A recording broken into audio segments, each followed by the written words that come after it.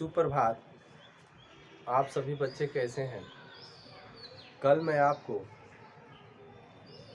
हिंदी में गोदलीप का पहला पाठ श्रम विभाजन और जाति प्रथा के लेखक जो हैं भीमराव अंबेडकर की जीवनी को हम बताए थे और समझाए थे। आज मैं इस पाठ में जो श्रम विभाजन और जाति प्रथा है इसमें क्या दिया गया है और इसमें किस चीज़ के वर्णन किया गया है उसको हम बताएंगे। ठीक है, तो आप लोग तो इस पाठ को पढ़ ही नहीं होंगे, लेकिन इसको संक्षिप्त रूप से हम इसकी व्याख्या को बताते हैं। ठीक है, मेरे पास नोट्स है, इसमें दिया गया है कि श्रम विभाजन और जाति प्रथा लेखक ने जातीय आधार पर की जाने वाली असमता के विरुद्ध अपना विचार प्रकट किया है। मतलब जो भीमराव अंबेडकर है इस पाठ में क्या कहे हैं कि जाति के आधार पर जो असमता किया जाता है कि आप बड़े जाति के जैसे काम का बंटवारा समझ रहे हैं ना, कि जाति के आधार पर कुछ लोग ऐसे हैं कि काम का बंटवारा करते हैं कि आप जिस जाति से हैं वही काम जीवन भर करिए।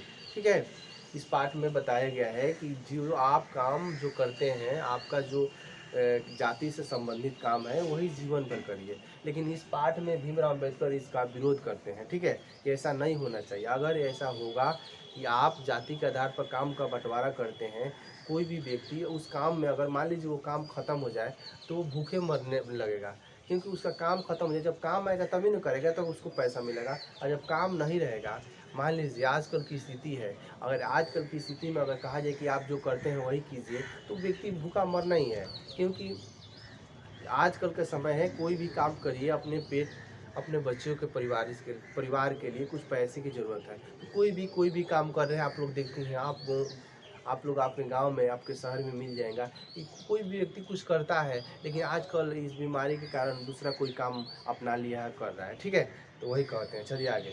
लेखक का कहना है कि आज के परिवेश में भी कुछ लोग जातिवाद के कटु समर्थक हैं।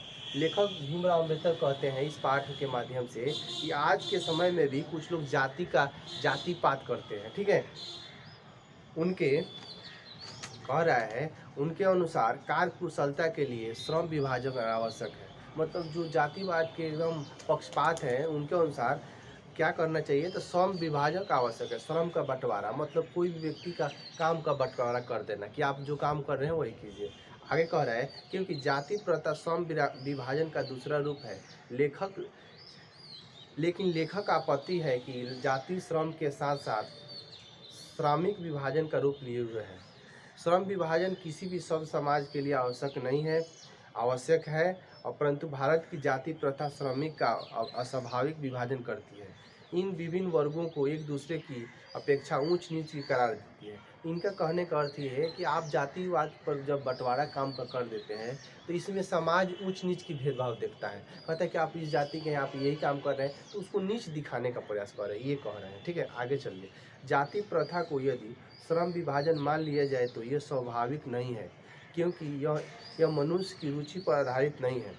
मान लीजिए कोई भी व्यक्ति है, वो चाहता है कि हम ये काम नहीं करें, ये काम करें, तो आप उससे ज़बरदस्ती काहे वो काम करने के लिए, यही कह रहा है। ठीक है, उसके रुचि के आधार पर नहीं है। इसलिए समग्र समाज का कर्तव्य है कि वो व्यक्तियों को अपनी रुचि या क्षमता के अनुसार पेशा अथवा कार्य चुनने के योग्य बनाए। मतलब कोई भी व्यक्ति हो इस संसार में, उसको कोई भी काम करने का हक दिया जाए, वो जो करना चाहता है वही करना जाए। लेकिन यहाँ कह रहा है, देखिए, इस सिद्धांत के विपरीत जाति प्रथा का दूसरी सिद्धांत यह है कि इससे मनुष्य के माता पिता का सामाजिक स्तर के अनुसार पेशा अपनाने के लिए मजबूर होना पड़ता है। जो माता पिता कर रहे हैं, कहता है कि तुम्हारे बाप ये काम कर रहा है, तो तुम ये काम करेगा, तुम ही वही काम करो। मान लीजिए कोई व्यक्ति अगर सड़क पर जूता पॉलिश कर रहा है, उसके पिताजी करता है, लेकिन समाज में कुछ ऐसे व्यक्ति हैं कि उसको अपने हक के अनुसार उसको पढ़ लिख कर अच्छा इंसान बनाने की नहीं कोशिश किया है। कहा तुम मेरे पिता यही काम किए हैं, वही तुम करो, ये कह रहा है यहाँ पे। ठीक है, आगे चलिए।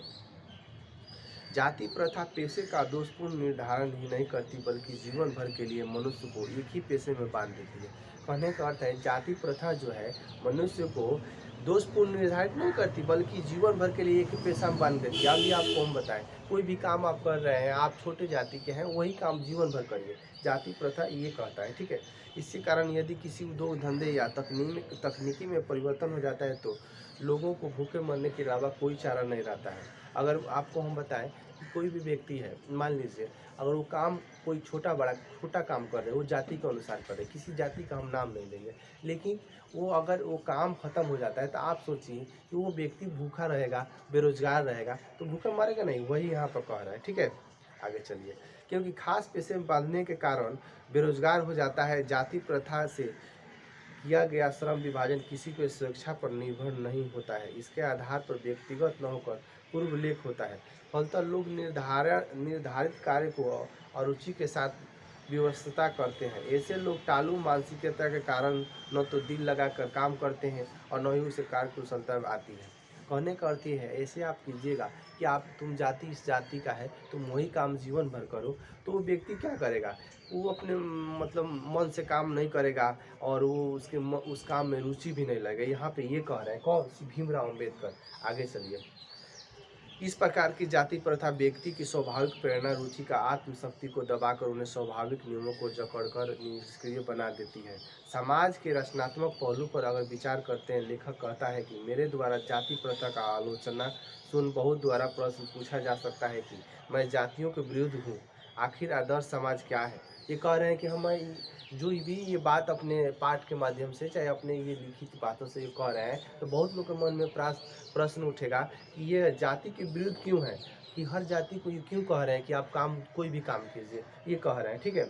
वास्तव में आदर्श समाज वह है जिसमें स्वतंत्रता हो, समानता हो, भातृत्व को महत्व दिया जाता है। ये भीमराव अम्बेडकर कहते हैं कि आदर्श समाज वह है जिसमें सभी लोग आज़ाद रहें, स्वतंत्र रहें, समानता की भावना हो, ऊंच नीच की भावना न हो, और भातृत्व माने भाईचारे की भावना महत्व दिया गया है। समाज में गतिशील होनी चाहिए ताकि सामाजिक हितों के लिए उठाए गए कदम का लाभ समाज के सभी वर्गों को मिल सके।